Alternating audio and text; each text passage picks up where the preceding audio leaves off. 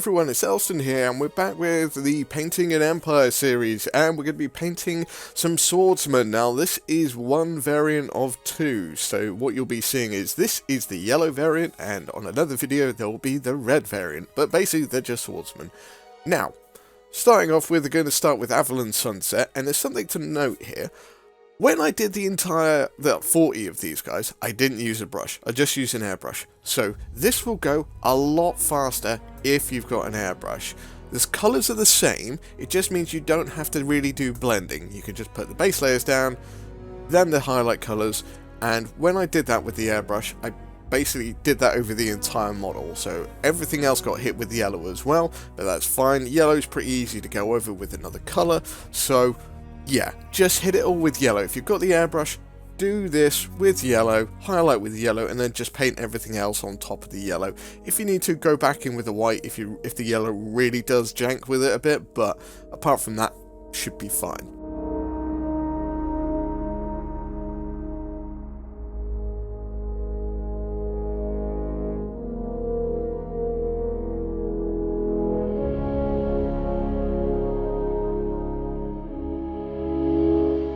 Now we're going to use Flashgit's yellow, and this is going to be our highlight layer. Again, to note, if you've got an airbrush, this will go a lot quicker, because blending it can take a while with a brush. So, yeah, all I do is go to pretty much 3/4, well, more than that, probably about 80% with with Flashgit's, then come back with Avalon Sunset to try and blend it back in. It does work, it doesn't work, it's kind of up to you. Also as well, to note on this sort of placement of where all this yellow is, it's kind of up to you. The overall feel of the unit is a yellow sort of coloured unit, so how you want to do that, whether you want to make the trousers yellow, whether you want to make the tops yellow. I tend to make the feathers yellow, so that's a distinguishing element, but the rest of it, kind of up to you, at your discretion.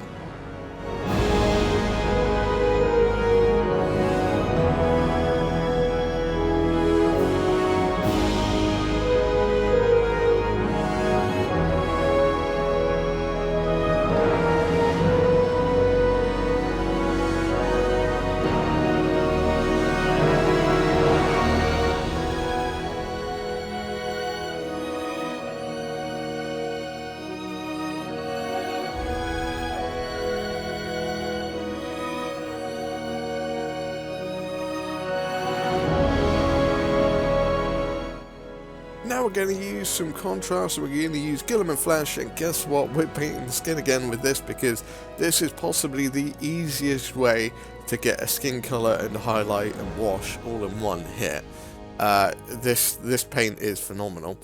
Now we're going to use Snakebite Leather, and this is going to go over the leathery sections like the boots, any pouches, straps, whatever you feel like. You can kind of mix this up with other browns or blacks and stuff if you want to sort of change the any of the kind of accoutrements up.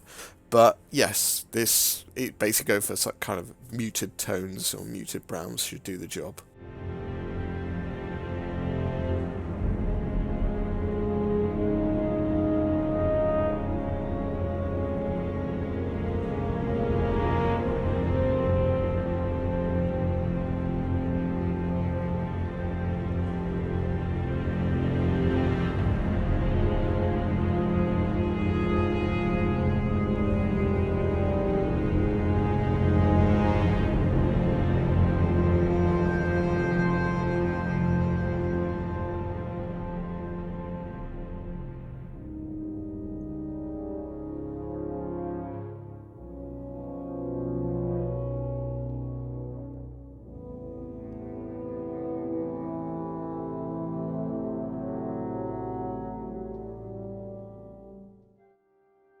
Now we're going to use Black Templar, and this is going to paint his hat. The one thing to note about contrast paints is put them on thick. They do their job best when they go on thick. As a lot of people may be used to the old way of working, of putting stuff on thin. Contrast paints don't work that well if you do it that way. Put them on thick, and they will level themselves out and find where they need to be. It does mean you sacrifice an element of control, but if you're trying to get a lot done, these paints are a godsend.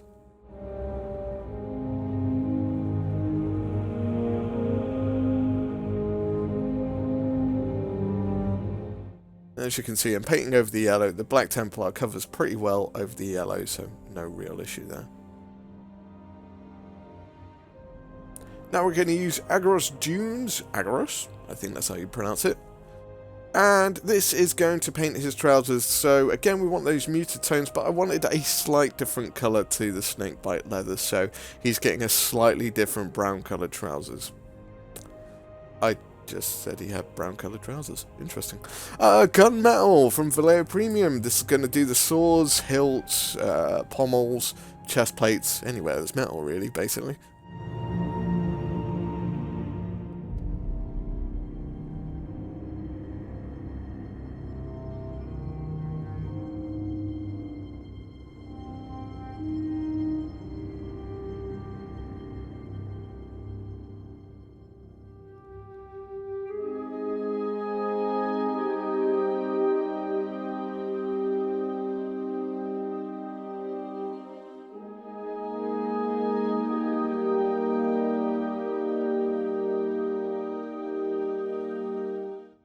Now we're going to use Warcolor Pewter, and this is going to be our first highlight layer for the metals.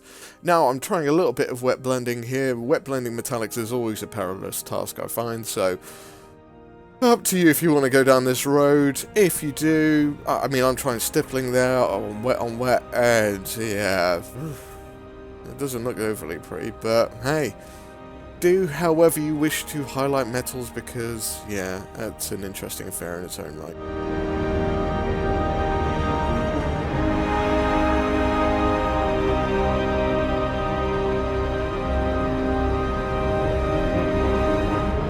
Now, while that dries, we're going to use Gore-Grunter Fur, and this is going to paint all of the handles of the guns, slash knives, slash swords, slash anything that's got a handle.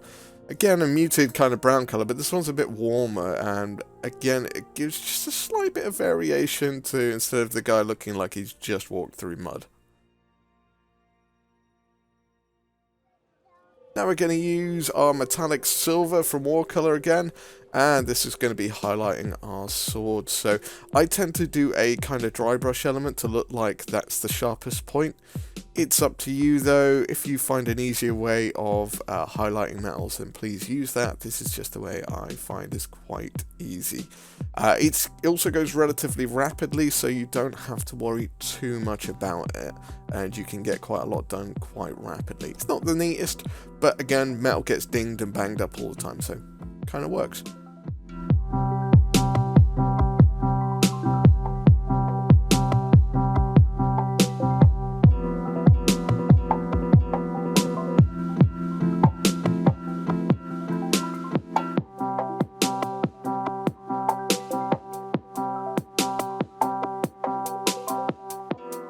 Okay, now we're going to use Macragge Blue. Here's a little bit of an accent colour. The professor who asked me to do this job wanted them to have a slight element of blue, like blue tassels hanging off them. So he's got this little bit of fabric cloth thing, and I'm painting that up with blue.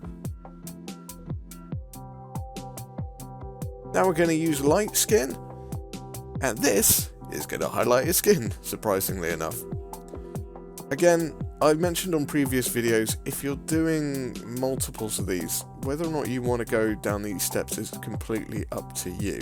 I went on a bit heavy there, to be honest with you, so I'm just taking it off.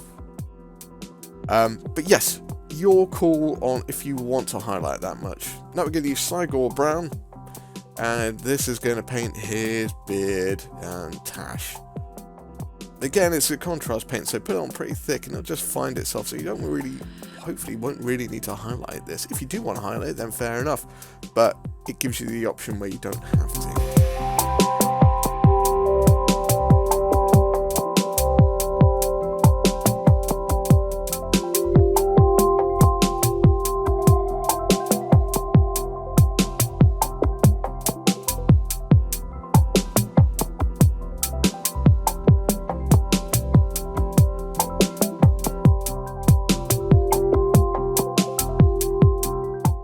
Now I'm going to use Magic Blue, and this is going to be our highlight for our little tassel thing we got going on there. And we're going to mix that with a little bit of white, and this will be kind of our final highlight colour for that blue.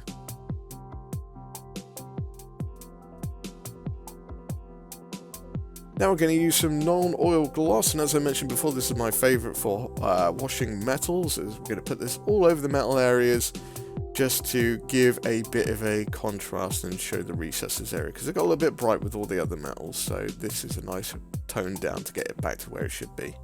Watch when you're doing the sword that it doesn't pull too much either.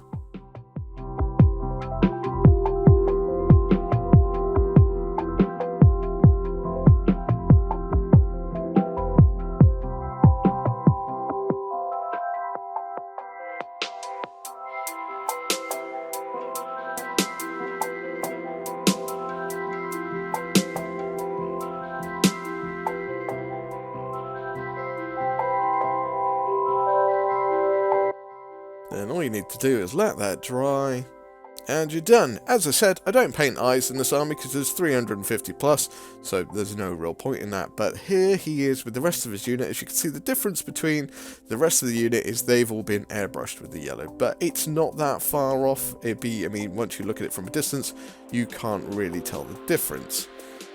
And here's the finished unit. So I hope you all enjoyed it. If you enjoyed the video, hit the like, share, and subscribe, and all that jazz.